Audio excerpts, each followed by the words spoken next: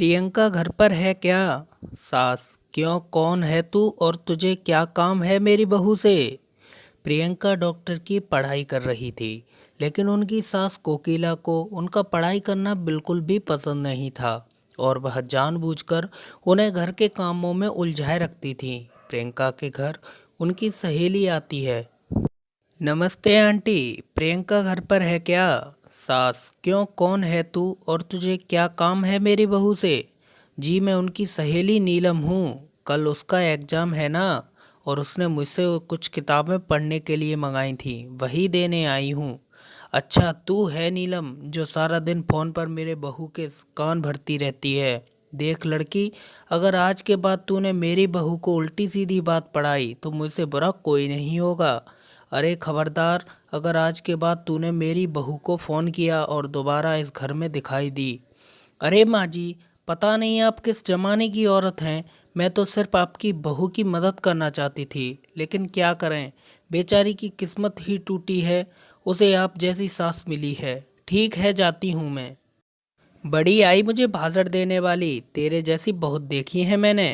प्रियंका: माँ जी, मेरी बहन नीलम घर पर आई थी क्या? माँ जी बोली: अरे बड़ी बदतमीज है तेरी सहेली, औरों से बात करने का ढंग भी नहीं है उसे, तो मैंने बड़े बड़े ताने सुनाकर भगा दिया।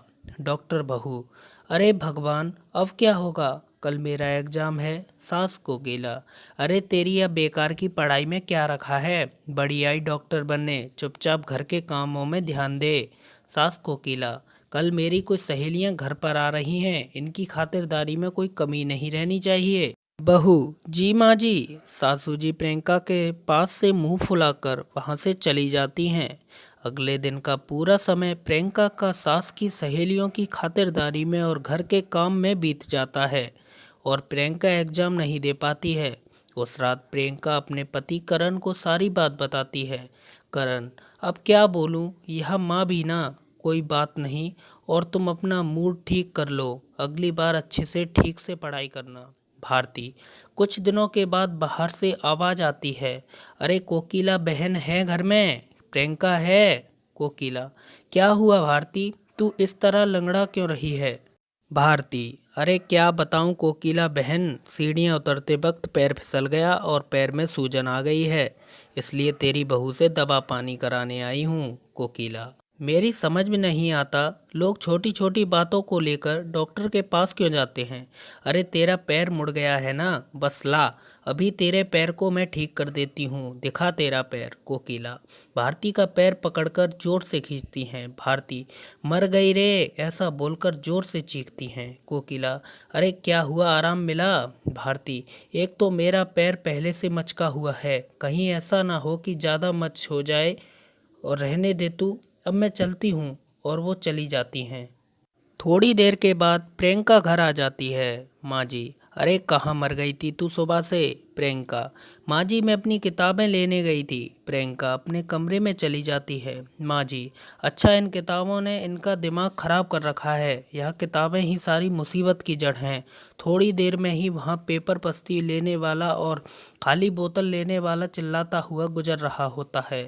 सास ने बहू की सारी किताबें पेपर वालों को दी। पेपर वाला बोला, यह तो सब अंग्रेजी में लिखी हुई बहुत महंगी किताबें हैं। कोकिला बहन बोली, तो लेकर जाता है कि नहीं? वैसे पेपर वाला सब किताबें लेकर चला जाता है। प्रियंका को जब इस बात का पता चलता है तो वह बहुत दुखी होती है और अपनी पढ़ाई पूरी करने के लिए लाइब्रेरी में पढ़ने के लिए जाने लगती है। कुछ दिनों के बाद सास कहती है, अरे मर गई रे बाप। सास को बहुत दर्द होता है और वो चीखने लगती है, उसको सहा नहीं जाता। बेटा करण: क्या हुआ माँ, तुम्हारी तबीयत बिगड़ती जा रही है। वह बंगाली बाबा की दवाइयाँ नहीं लाई। माँ कोकिला: अरे नाम मत ले उस ठगी का, वह खुद का उपचार ही नहीं कर सकता, मेरा क्या खाक करेगा। बेटा करण: बेटा ठीक है ना, मैं प्रियंका को फ़ोन करके बुलाता हूँ। प्रियंका लाइब्रेरी में बैठे हुए पढ़ रही होती है, तभी उनके पति करण का फ़ोन आता है। प्रियंका: जी बोलिए जी। करण: माँ की तबीयत ठीक नहीं है, जल्दी घर पर आ जाओ। प्रियंका: जी मैं भी आता हूँ।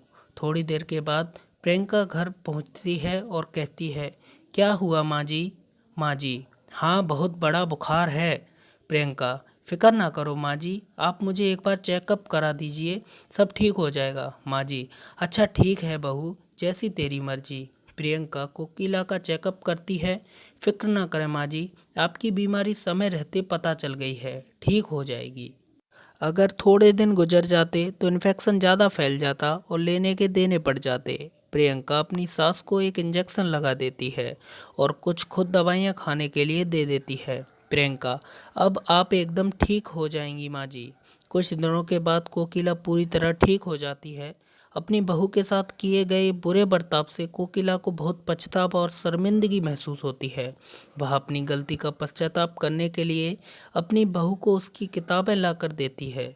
सास कोकिला, मुझे माफ़ कर दे बहू, अगर तू सही वक्त पर मेरा इलाज नहीं करती तो पता नहीं क्या होता। माँ जी, आप ये कैसी बातें कर रही हैं? मैंने जो किया वह तो बहू होने के नाते मेरा फ़र्ज था। और दोस्तों, इसी के साथ यह कहानी यहीं ख़त्म होती है। और दोस्तों, आपको कहानी कैसी लगी कमेंट में ज़रूर बताइएगा। और अगर आपको कहानी अच्छी लगी हो तो वीडियो को लाइक और चैनल को सब्सक्राइब कर लीजिए। फिर मिलेंगे एक और नई कहानी के साथ में, तब तक के लिए धन्यवाद।